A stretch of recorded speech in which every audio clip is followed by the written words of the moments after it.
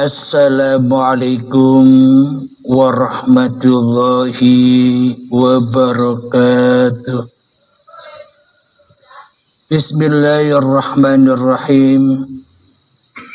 Ashhadu an la ilaha illallah wa ashhadu anna Muhammadar Rasulullah. Allahumma salli ala sayyidina Muhammad wa ala ali sayyidina Muhammad. Rabbi israh li sadri wa yassir li amri wahlul 'uqdatam min lisani yafqahu qawli. Amin. Bismillahirrahmanirrahim.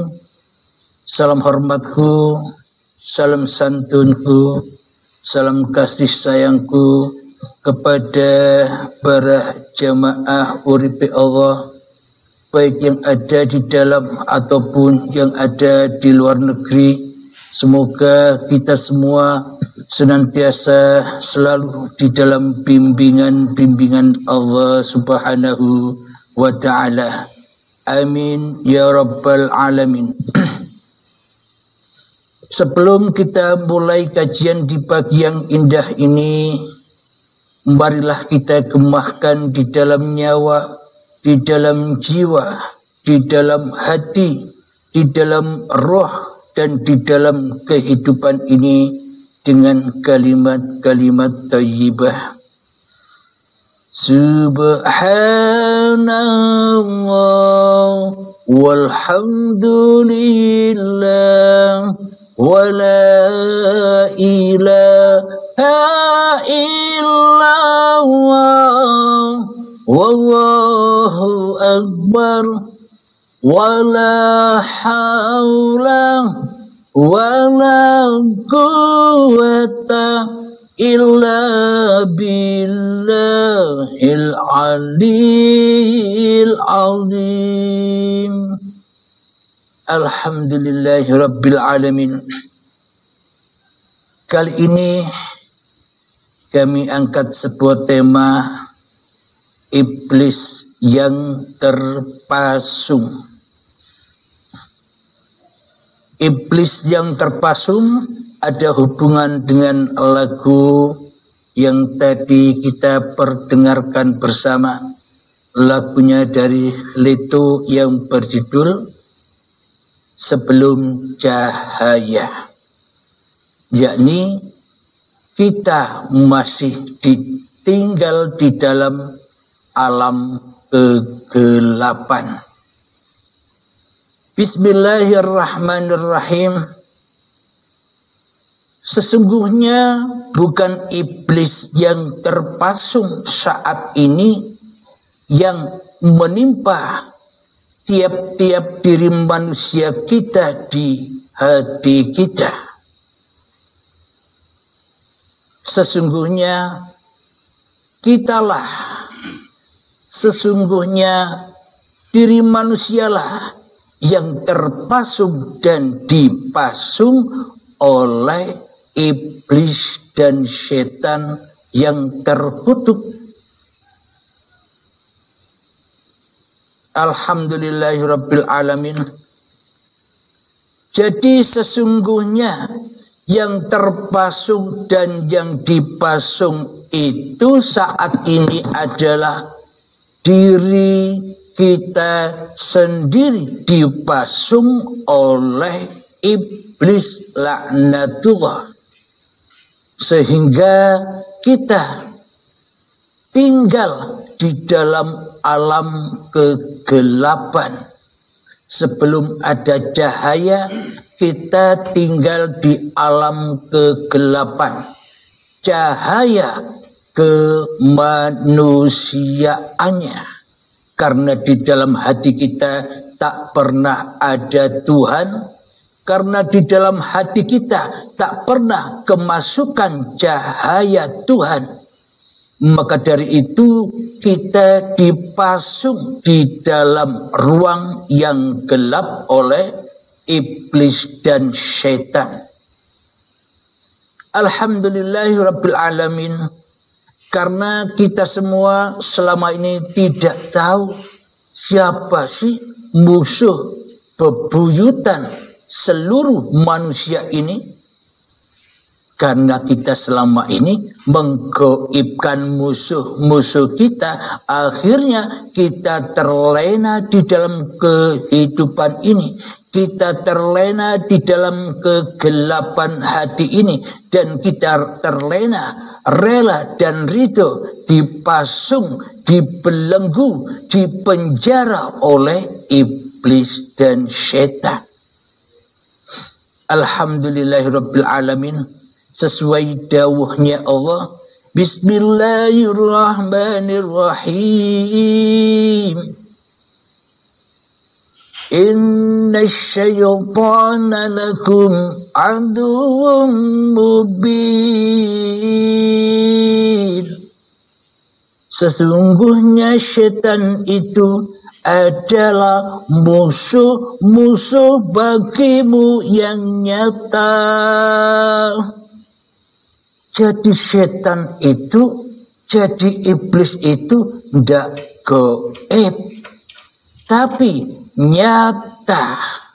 Tinggal kita percaya kepada Allah atau percaya kepada iblis. Bila iblis setan itu gaib, maka kita akan loyo, kita akan terbelenggu, dan kita akan selalu menjadi budak-budaknya iblis.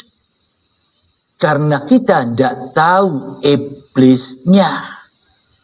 Kita diperbudak saja di ruang yang gelap ini, di ruang kehidupan yang masih diakui oleh kehidupan manusianya. Inilah manusia yang terpasung dan yang dipasung oleh iblis laknatullah di dalam hatinya. Jadi sesungguhnya setan itu adalah musuh yang nyata bagimu. Coba kita cek bersama, coba kita lihat bersama. Di dalam hati kita ini yang paling wujud siapa? Yang paling nyata siapa? Yang paling nampak siapa? Allahkah atau diri kita selama ini? Alhamdulillahirabbil alamin.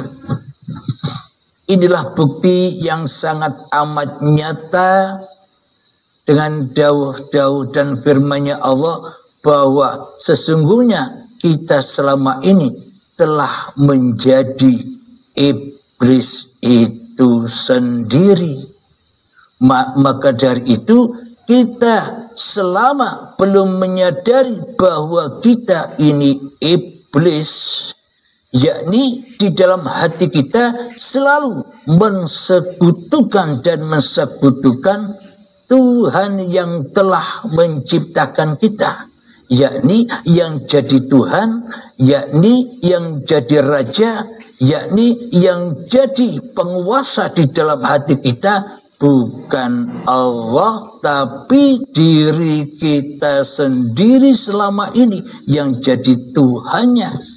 Maka dari itu dipasunglah kita oleh iblis, dijadikan rasul-rasulnya iblis, dijadikan utusan-utusannya iblis, dijadikan pesuruh-pesuruhnya iblis di hati kita. Karena kita hanya mampu membaca ayat-ayatnya iblis yang najis daripada membaca ayat-ayat Allah yang suci selama ini di hati kita. Inilah tanda-tanda buktinya bahwa kita selama ini masih terpasung dan dipasung oleh iblis di hati kita. Kenapa? Karena iblis, karena diri kita lebih wujud daripada wujudnya Allah. Karena diri kita Iblis yang terkutuk yang ada di dalam dada ini menyatakan dirinya lebih hidup daripada hidupnya Allah. Karena iblis telah menyatakan di dalam hati kita, dia lebih berkuasa daripada kuasanya Allah selama ini di hati kita. Inilah bukti bahwa kita belum kedatangan cahaya Tuhan. Kita masih berada di dalam ruang yang gelap, yakni dinaungi oleh hawa nafsu kita sendiri selama ini. Bila kita sudah menyadari itu semua, marilah kita sadari itu semua. Bagaimanakah cara melepaskan diri dari pasungan-pasungan iblis? Bagaimanakah caranya melepaskan diri dari jeratan-jeratan, penjara-penjara dan perbudakan-perbudakan iblis di hati kita? Cara untuk melepaskan itu semua, maka kita wajib hijrah iman dan akidah kita. Kita murnikan kembali keislaman kita. Kita murnikan kembali ajaran-ajaran Islam yang dibawa oleh junjungan Nabi besar Muhammad sallallahu alaihi wasallam tentang ketauhidan, tentang agama la ilaha illallah. Agar sama nantinya hati kita dengan Rasulullah, agar ketemu kehidupan kita dengan kehidupan Rasulullah. Inilah yang dimaksud Nabi Muhammad diciptakan untuk contoh-contoh seluruh manusia, agar ketemu hati manusia kepada Rasulullah, ketemu langsung hidup kita dengan hidup yang ada di Kanjeng Nabi Muhammad, yakni ketemu sinarnya Allah, ketemu uripe Allah. Alhamdulillahirabbil alamin. Agar apa? Agar iblisnya yang dibalik, agar kita bisa memasung kembali iblis yang terkutuk itu, agar hati kita bebas dan hati kita dan diri kita sebaliknya memasung iblisnya, memasung setannya, memasung hawa nafsu kita, memasung jin yang selama ini menjadi saudara kita yang selalu memanas-manasi hati kita selama ini. Alhamdulillahirabbil alamin. Jadi kiatnya untuk kita berontak, untuk kita meruntuhkan kerajaan-kerajaan iblis yang ada di dalam hati kita, agar kita lepas dari pasungan-pasungan iblis, belenggu-belenggu iblis, perbudakan-perbudakan iblis, kerasulan-kerasulan iblis, keutusan-keutusan iblis, pesuruh-pesuruh iblis. Kita wajib berani mati untuk melepaskan belenggu-belenggunya iblis di hati kita.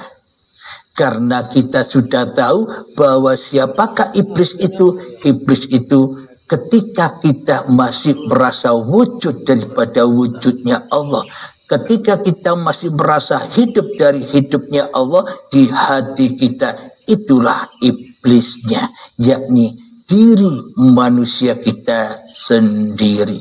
Kenapa? Karena kita tidak mengikuti ajaran-ajaran Kanjeng Nabi Muhammad sallallahu alaihi wasallam secara kafah, secara sempurna. Kita selama ini beragama hanya agama nama. Hanya agama angen-angen.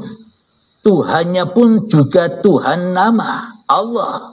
Tuhannya pun Allah masih angen-angen selama ini. Hanyalah angan-angan belaka. Hanyalah dusta-dusta belaka. Karena di dalam hati kita sesungguhnya iblislah yang telah jadi Tuhan di hati kita selama ini. Alhamdulillahirrabbilalamin. Jadi untuk melepaskan belenggu-belenggu pasungan-pasungan iblis yang sejak detik-detik akil balik tiba sehingga saat ini caranya kita kembali memurnikan ajaran-ajaran tauhid yang dibawa oleh para nabi dan para rasul. Jadi untuk membuka belenggu pemasungan iblis itu adalah kita wajib melawannya mulai saat ini. Jadi ketahuilah untuk memasuki agama Muhammad, untuk mengikuti agama para nabi dan para rasul, yakni dengan awaluddin ma'rifatullah. Jadi agama apapun yang kita peluk, golongan apapun yang kita ikuti, aliran apapun yang kita geluti, tanpa kita makrifat, tanpa kita tahu dan tanpa kita mengenal Tuhan, siapa yang menciptakan diri kita dan siapa Tuhan yang menciptakan seluruh alam semesta ini, maka semua akan sia-sia. Apapun nama-nama agamamu, apapun nama-nama golonganmu, apapun nama-nama aliranmu, semuanya jauh dan jatuh tersesat dari agama Allah. Bagaimana mungkin kita memasuki agama Allah tanpa kita mengenal Allah? Bagaimana mungkin kita masuk di dalam agama Allah tanpa kita berhadap-hadapan dengan Allah? Ya mustahil. Itu semua hanyalah kedustaan iblis belaka, kedustaan setan belaka, agar dengan mudahnya iblis dan setan menyesatkan hati kita selama ini kepada yang menciptakan kita selama ini. Jadi untuk memasuki kembali agama yang dibawa oleh para nabi dan para rasul, yakni awaluddin ma'rifatullah. Agama apapun wajib kita mengenal siapa yang menciptakan agama-agama, siapa yang menciptakan seluruh manusia, dan siapa yang menciptakan alam semesta yang kita saksikan ini. Harus kenal dengan Sang Pencipta. Tanpa mengenalnya, bagaimana mungkin kita bisa menyembahnya? Tanpa mengenalnya, bagaimana mungkin kita dapat mengabdi kepadanya? Dan tanpa mengenalnya, bagaimana mungkin kita bisa pulang kepadanya? Asalnya kita tak ada, sekarang ada, sebentar lagi kita pun kembali kepada ketiadaan seperti awalnya. Wal awalu wal akhir, manusia sebenarnya tiada dan kembali kepada ketiadaannya. Manusianya sebenarnya gaib dan kembali kepada kegoibannya. Manusianya mati dan kembali kepada kematiannya. Inilah kunci untuk mengenal Allah. Lalu kapan Allah wujud buat diri kita? Allah wujud dan nyata buat diri kita ketika saat kita belum kedatangan akil balik. Allah wujud, Allah hidup, Allah nyata, Allah berkuasa, Allah pemelihara, Allah maha pencukupi, Allah maha kasih sayang. Sejak kita dicipta dari cikal bakalnya badan ini, yakni tanah, Allah sudah nyata kewujudannya sampai menjadi bayi, dan sebelum datangnya detik-detik akil balik, saat itulah Allah nyata kewujudannya, saat itulah Allah nyata kehidupannya, saat itulah Allah nyata kekuasaannya. Ketika kita masih Adam, ketika kita masih di dalam surga, yakni maknanya malam, kitanya masih malam. Subhanalladzi asra bi'abdihi lailan. Maha suci Allah yang telah memperjalankan hamba-hambanya di suatu malam.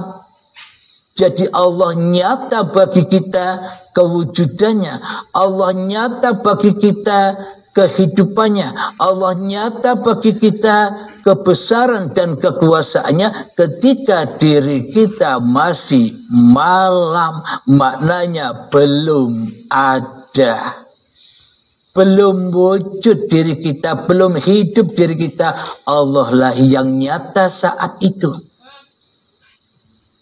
Jadi Allah nyata. Kenapa bayi itu, semua bayi dikatakan kullu mauludin yuladu alal fitrah. Seluruh bayi yang terlahir dalam keadaan suci bersih. Kenapa? Karena bayi belum bisa menjadi raja, karena kita belum ada, karena kita belum wujud, karena kita belum hidup, karena kita belum berkuasa saat kita masih bayi. Syariatnya ada bayinya, tapi hakikatnya tak ada kita di dalam bayi ini. Kita ra wujud, kita ra hidup, kita ra kuasa apa-apa, owek-owek saja bisanya.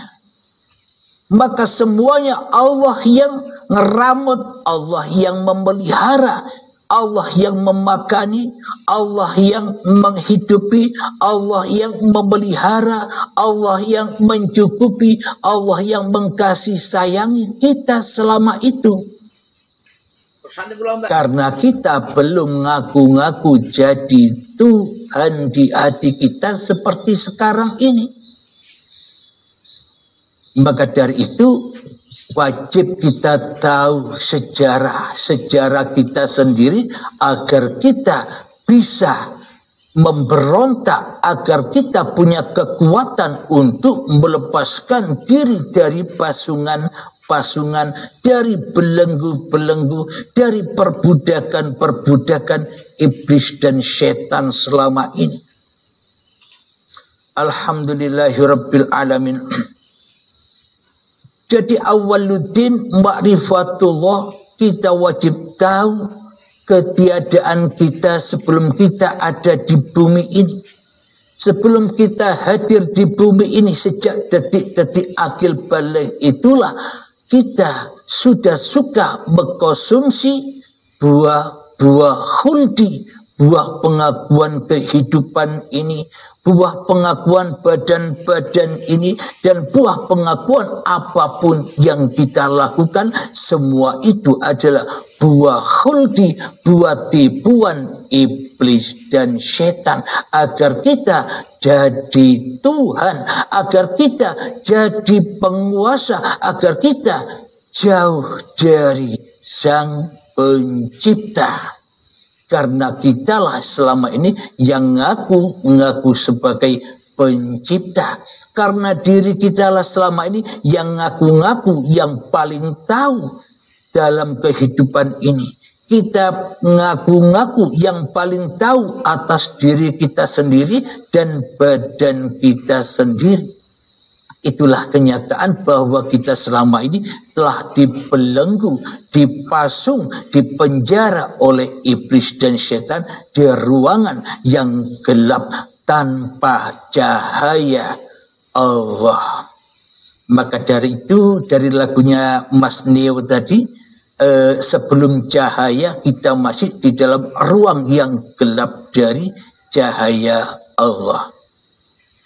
Maka dari itu, marilah kita kumpulkan tenaga, kekuatan, dan menjadah wajadah kesungguhan di dalam hijrah untuk melepaskan dari pasungan-pasungan iblis dan setan ini, yakni kita menengok kembali ajaran kemurnian Kanjeng Nabi Muhammad dan para nabi itu, yakni ajaran tauhid, mengesahkan Allah, mentauhidkan Sang Pencipta di hati kita.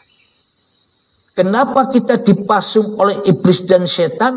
Karena kita di dalam hati kita selama ini hanyalah mengesahkan diri kita sendiri.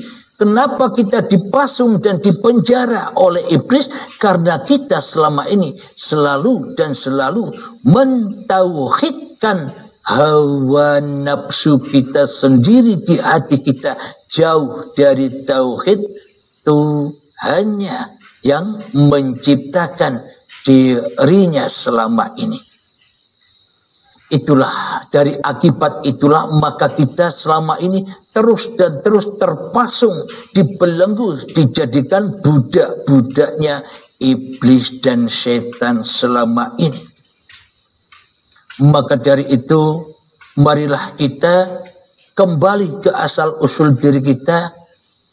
Man arafa nafsahu, barang siapa yang tahu, yang makrifat, yang menyadari, yang mengerti hakikat diri sejati manusia yang hanya ciptaan, yang hanya makhluk, yang hanya diadakan, yang hanya dihidupkan, yang hanya dikuasakan, maka manusia akan makrifat kepada hakikat diri sejatinya yang tak bisa apa-apa. Maka setelah itu nyatalah faqad arafa rabbahu, maka nyatalah Tuhannya bagi dirinya. Alhamdulillahirabbil alamin. Mohon maaf, saya minum dulu.